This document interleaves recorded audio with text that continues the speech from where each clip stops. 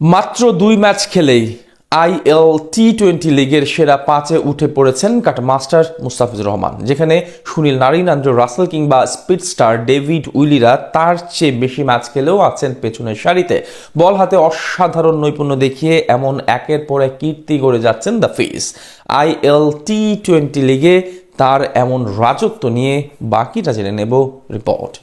Fees is coming back. নিন্দুকদের জবাব দিয়ে আবারও নিজের পুরনো ছন্দে ফিরে এসেছেন টাইগার কাটার মাস্টার। বল হাতে আলো ছড়াচ্ছেন ঠিক ডিজের মতো করে। তার বর্তমান পরিস্থিতি দেখে অবাক গোটা দুনিয়ার বড় বড় ক্রিকেট বিশ্লেষকরা। অনেকেই মনে করছেন তিনি এখন টি-20-র সেরা বোলার। তা না মেনে অবশ্য উপায় নেই, কেননা যেখানে যাচ্ছেন, যেই জার্সি পরে মাঠ মাতাচ্ছেন, সব জায়গায় সমান তালে পারফরমেন্স করছেন, যার উদাহরণ চলমান ইন্টারন্যাশনাল টি-20 লিগ। প্রথমবারের মতো এই টুর্নামেন্টে খেলতে গিয়ে ঠিক স্বপ্নের মতো সময় পার করছেন বামহাতি এই পেসার। মাত্র ২ ম্যাচ খেলেই পিছনে ফেলেছেন সব নাম করা বোলারদের। বর্তমান দুনিয়ায় ফ্র্যাঞ্চাইজি টুর্নামেন্টগুলোতে এক হটকেক মুস্তাফিজুর রহমান। প্রায় সব জায়গায় আলাদা রকম কদর আছে টাইগার কাটার মাস্টারের। তেমনি প্রথমবারের মতো আকাশচুম্বী চাহিদায় আইএল টি-20 লিগ খেলতে গেছেন দুবাই ক্যাপিটালসের হয়ে, যেখানে প্রথম ২ ম্যাচেই দুর্দান্ত পারফরমেন্স করে নজর কেড়েছেন সকলের। টুর্নামেন্টে অভিষেক ম্যাচে তিনি মাঠে নামেন শক্তিশালী গলফ জায়ান্টের বিপক্ষে।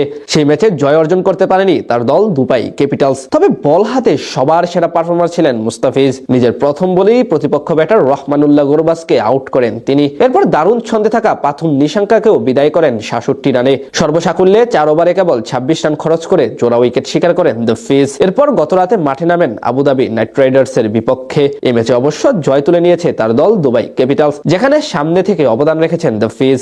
এদিনও বল হাতে নিজের প্রথম ওভারে উইকেট তুলে নেন তিনি। এরপর বিধ্বংসী রূপ ধারণ করতে থাকা ফিল সল্টকে ফেরান দারুণ এক ডেলিভারি দিয়ে। সব মিলিয়ে ২ ম্যাচে এমন পারফরমেন্স করে তিনি এখন সেরাদের কাতারে। ২০২৫ আইএল টি-20 লিগে বর্তমানে পঞ্চম সর্বাধিক উইকেটের মালিক মুস্তাফিজ। ২ ম্যাচে ৭ ওভার বল করে নিয়েছেন ৪ উইকেট। উইকেটের দিক থেকে তার উপরে থাকা বাকি ৪ জনের মধ্যে ২ জনই অবশ্য খেলেছেন তার চেয়ে একটি করে বেশি ম্যাচ। তবে তার চেয়ে বেশি ম্যাচ খেলেও পিছনে আছেন সুনীল নারিন, আন্দ্রে রাসেল ও ডেভিড উইলেদের মতো তারকা বোলাররা। এছাড়া কমপক্ষে ৭ ওভার বল করেছেন এমন বোলারদের মধ্যে ইকোনমি রেটের দিক থেকে দ্বিতীয় সর্বনিম্ন মুস্তাফিজ। তার উপরে আছে কেবল মোহাম্মদ নাবি। কমপক্ষে ৭ ওভার বল করেছেন এমন পেসারদের মধ্যে সবচেয়ে ভালো বোলিং গড়টাও তার দখলে। আর সব বোলারদের মধ্যে দ্বিতীয় সর্বনিম্ন তার, সেই তালিকায় তার উপরে আছে কেবল মোহাম্মদ নাবি। টুর্নামেন্টের সেরা ফ্যান রেটিং এর দিক থেকেও ২ নম্বরে আছেন কাটার মাস্টার। সব মিলে বলা চলে আইএল টি-20 লিগে অসাধারণ সময় পার করছেন তিনি। মাত্র ২ ম্যাচে নিজের কেরিশমা দেখিয়ে ছাড়িয়ে গেছেন সবাইকে। বল হাতে অবশ্য চলমান বছরও বেশ সফল ছিলেন মুস্তাফিজ।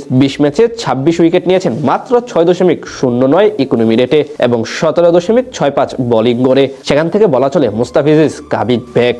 নিন্দুকদের জবাব দিয়ে আবারও নিজের পুরনো ছন্দে ফিরে এসেছেন টাইগার কাটার মাস্টার।